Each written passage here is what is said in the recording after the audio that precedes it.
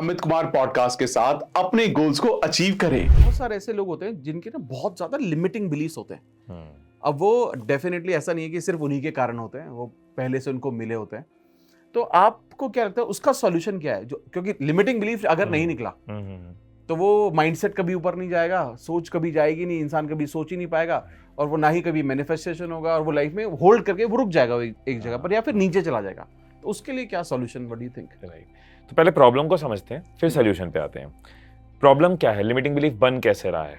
हाँ। पीछे पास्ट है, बैकग्राउंड है। बहुत बेसिक एग्जांपल अगर लेके चलें कि so that everyone can relate कि क्लास में एक बच्चे ने, टीचर ने कुछ पूछा और एक बच्चे ने सोचा मुझे हाथ खड़ा करना है। हाँ। बहुत फर्स्ट सेकंड क्लास नर्सरी वाली टाइम की बात कर रहा हूँ। उसने हाथ खड़ा किया, ठीक है।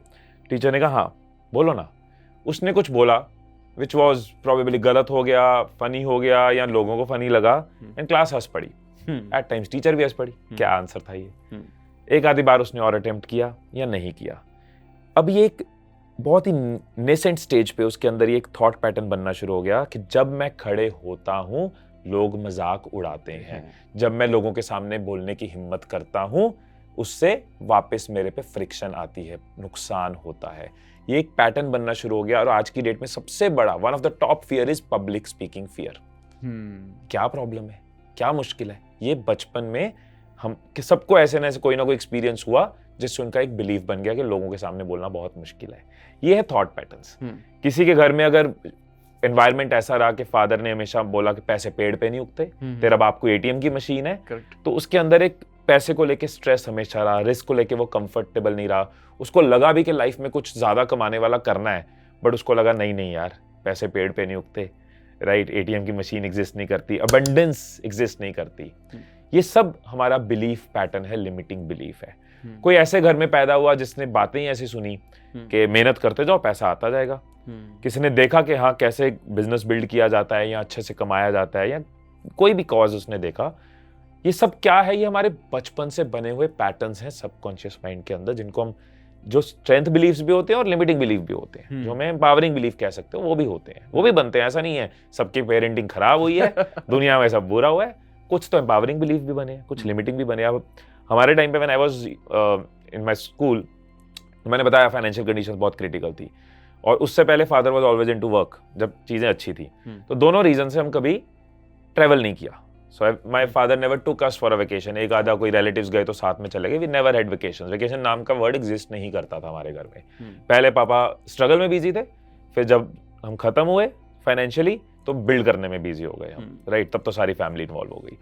And I had this somehow subconscious mind का लिमिटिंग बिलीफ कि travel is not going to be a part of my life. I can never travel. मैं अब्रॉड तो मेरे लैंग्वेज में एग्जिस्ट ही नहीं करता था, मैंने पासपोर्ट तक नहीं बनवाया हुआ था। इतना स्ट्रांग होता है लिमिटिंग बिलीफ कि मैं कभी जाऊंगा ही नहीं abroad. Even when I have started earning, even I have started working in a Fortune 500 company, when I got married to Gunjan, जिसके फादर हर साल एक ट्रिप जरूर प्लान करते थे। गुंजन की summer vacation means they have to travel. वो अंडमान भी देख चुकी थी, गोवा भी देख चुकी, लक्षद्वीप भी देखी, इंडिया की सारी डेस्टिनेशंस देखी हुई थी उसने। And when we got married, उसके लिए एक मेन चीज थी कि हम ट्रैवल नहीं करेंगे। मैंने कभी ट्रैवल के ना बजट रखे, ना कभी प्लान रखा, ना मेरे माइंड में ही नहीं आता था इतनी बड़ी चीज। Now I believe travelling teaches so much. आप सोचो कितना बड़ा इंपैक्ट होता है कि मेरे पास जब मैंने कमाना भी शुरू कर दिया, मैंने ट्रैवल नहीं सोचा।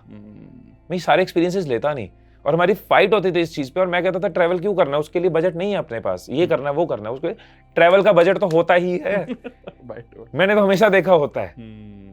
टू लिमिटिंग बिलीफ्स और two beliefs, I would say, limiting नहीं बोलूंगा, दो बिलीफ्स हैं जो आपस में स्ट्राइक कर रहे हैं, राइट।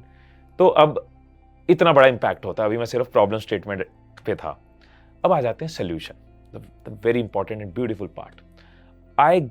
मैं इसको वर्ड देता हूं एक्सपोजर ट्रीटमेंट, राइट। जब आप अपने लिमिटिंग बिलीफ को आइडेंटिफाई कर लेते हो तो अपने आप को एक्सपोजर ट्रीटमेंट में डालो। एक्सपोजर ट्रीटमेंट क्या है? वापस उसी एग्जांपल पे आता हूं कि लोगों के सामने बोलने में डर लगता है, मेजॉरिटी लोगों को लगता है, राइट। आप सीधा स्टेज पे खड़े होकर नहीं बोलोगे, आपकी शर्ट फटेगी। शर्ट बोल रहा हूं ताकि बात रिस्पेक्टेबल रहे। मैं अब समझाऊंगा, राइट। आपको डर लगेगा, आपकी हिम्मत ही नहीं आएगी कि 1000 लोगों के सामने मैं स्टेज पे चले जाऊं अगर आपको पब्लिक स्पीकिंग फियर है। तो क्या जिंदगी ऐसे बिता देनी है? डर से लड़ना नहीं है। तो एक्सपोज करो। एक्सपोजर क्या होगा? पहला एक्सपोजर होगा ऐसे इवेंट्स में जाना शुरू करो जहां पे आप ऑडियंस में बैठे हो 1500 लोगों में और देखो कैसे स्पीकर बोल रहा है। उस एनवायरनमेंट के अंदर खुद को लाओ। इससे ज्यादा पहला चैप्टर है ही नहीं आपकी सिलेबस का। दूसरा चैप्टर है 2-3 बार 4 बार इवेंट में जाओ, हिम्मत आई थोड़ी, देखो लोग सवाल कैसे पूछते हैं। वो भी तो नर्वस था सवाल पूछने वक्त, उसकी भी तो फंबलिंग हुई थी। अब आप बड़े हो चुके, अब लोग मजाक नहीं उड़ाएंगे, वो बचपन था। राइट? अब लोग अप्रिशिएट भी करते हैं, ज्यादा लोग अप्रिशिएट भी करते हैं सवाल। राइट? आपको समझ आएगा यार क्या हो गया, उसने फंबल किया, लोगों ने कोई मजाक नहीं उड़ाया, स्पीकर ने आंसर दिया, ये स्कूल वाला फंडा नहीं रहा। एक्सपोज किया आपने।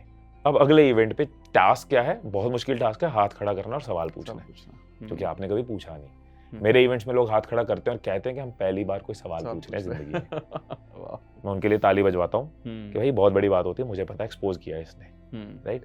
अब आपका इतना ही टास्क है, सिलेबस है ही आपका, चैप्टर बना लो। Chapter 1 go to events 3 times, chapter 2 raise your hand, हो सकता है आपको मौका ना मिले, till the time I get a chance. 2 बार 3 बार 4 बार when you get comfortable raising a hand, आप बेटर हो गए। अब नेक्स्ट है सिर्फ 10-20 लोगों वाले कोई ओपन माइक हो रहा है, कोई इस तरह की चीज हो रही है, कोई ऐसा क्लब ज्वाइन कर लिया, टोस्ट मास्टर ज्वाइन कर लिया, सोशल ऑर्गेनाइजेशन ज्वाइन कर ली जहां पे आपको सिर्फ 1-2 मिनट बोलने का ही मौका मिलेगा कि यू कैन ऑल्सो स्पीक। ऐसे बहुत सारी कम्युनिटीज एग्जिस्ट करती है। Go to them. पहली बार लोग हो सकता है आपको अजीब रिएक्शन दें, वैसे नहीं देंगे, फिर भी मैं कह रहा हूँ प्रिपेयर्ड रहो। टांगे कांपेंगी, प्रिपेयर्ड रहो। फंबल करोगे, प्रिपेयर्ड रहो। शर्ट फटेगी, प्रिपेयर्ड रहो। But you will be in a better state. Correct. Then comes your 4th chapter, bigger audience, 5th chapter, bigger audience, and you start getting comfortable. पहले दिन में नहीं होगा, लेकिन छोटे छोटे एक्सपोजर से होगा। हर चीज में। आपको डॉग से डर लगता है, आप सीधा डॉग को पेट नहीं कर सकते, पहले आप शायद डॉग के पास बैठ के उसको देखोगे, तब जाके वो डर उतरने का स्टेप 1 होगा। आपको स्विमिंग से डर लगता है, पहले दिन कोच क्या कराता है? पहले दिन आपको सिर्फ ग्राउंड में, जहां पे आपके पैर जमीन पे टच करते हैं, सिर्फ पानी में कुछ देर रहने को बोलता है, सिर्फ ब्रीदिंग एक्सरसाइजेस पे काम करता है। वही चीज यहाँ पे है। You have to create your syllabus. आपको कौन से बिलीफ को तोड़ना है, उसके लिए खुद को एक्सपोज करते जाओ। And everyone who has achieved success, उसको रिवर्स इंजीनियर करो। रिवर्स देखो, उसने एक्सपोज ही किया है। रितेश अग्रवाल की मैं एग्जांपल देता हूँ। रितेश भाई ने क्या किया? 16-17 साल की उम्र में घर से निकल गए, घर वालों को बोला IIT की तैयारी करो कोटा जाके, लेकिन कोडिंग सीखने की कोशिश करी, किसी इवेंट में चले गए। वो इवेंट्स के अंदर घुस जाते थे स्टार्टअप्स के। 17-18 साल की उम्र में स्टार्टअप्स के इवेंट में घुस जाते थे। क्या हुआ? एक्सपोजर हुआ और कुछ नहीं हुआ। सुना, देखा, उस एनवायरनमेंट में उठना बैठना शुरू कर दिया। एक किताब लिखने की कोशिश कर ली 17-18 साल की उम्र में, कोई बुक बेस्ट सेलर शायद नहीं बनी होगी, लेकिन खुद को एक सिलेबस में चैप्टर टिक कर दिया। मूवी देखी सोशल नेटवर्क, वहां पे पता चला ये इन्वेस्टर होता है पीटर थिल, इसकी एक स्कॉलरशिप होती है, चलो ईमेल डालने में क्या जा रहा है, ईमेल डाल दिया, want to apply. He became the first Asian to get into that scholarship. Non IITian, non IIM, right? And क्या है ये? अपने आप को एक्सपोज करते रहना। और ये इतना ब्यूटीफुल है क्योंकि ग्रोथ किसकी हो रही है, कॉन्फिडेंस किसका बढ़ रहा है। एक बंदा कॉन्फिडेंटली सबसे बात कर लेता है, एक शाय होता है, क्यों? क्योंकि उसने ज्यादा एक्सपोज किया और कोई फर्क नहीं है। या उसका एनवायरनमेंट ऐसा था फैमिली का कि उसको एक्सपोज करा दिया गया, या फिर उसने खुद से हिम्मत करके एक्सपोज कर ली, और कोई डिफरेंस नहीं है। सेल्स के लोग इतने शातिर के होते हैं, इतने स्मार्ट कम्युनिकेशन की होती है, जिन्होंने डोर टू डोर सेलिंग करी होती है। नेटवर्क मार्केटिंग के लोग इतनी अच्छी कम्युनिकेशन में क्यों होते हैं? क्योंकि घर घर जाके दरवाजे खटकाए होते हैं। Exposure, it is all about exposure. तो आप अपने बिलीफ को, अपने फियर को समझो, उसका एक्सपोजर ट्रीटमेंट स्टार्ट करो, and you will be different. बहुत अमेजिंग। ये बहुत आपने एक्चुअली, ये बहुत लोगों के लिए ना ये लाइफ सेवर होने वाला है जो आपने ये बात बोली है। इसमें एक ना टेक्निक होती है जो मैं हमेशा शेयर भी करता हूँ, आई एम श्योर आपने भी सुनी होगी, मिरर टेक्निक। ठीक है, आई थिंक पब्लिक स्पीकिंग में मिरर टेक्निक तो बहुत बड़ा रोल प्ले करती है। और in fact people with low confidence, if they start working on with mirror technique and start talking also। जैसे मैं आपको बताता हूँ, मैंने हमेशा से ना, मेरे को ना बोलना चाहता था, जैसे मैं हिंदी मीडियम स्कूल से पढ़ा हूँ, लिमिटिंग बिलीव्स हैं, फाइनेंशियल ऑल्सो, क्योंकि हमेशा शुरू में तो ये थॉट होता था ना कि यार जो पैसे वाला है उसका कॉन्फिडेंस अपने आप आता है, जो पैसा ही नहीं है तो आप तो वैसे ही नीचे दबे रहो। तो हमेशा तो मैंने ना, और मैं बोलना चाहता था बहुत सारा, और ऑब्वियसली हिंदी मीडियम से पढ़े हो तो एक सबसे बड़ा जो सपना है वो तो इंग्लिश में बात करना।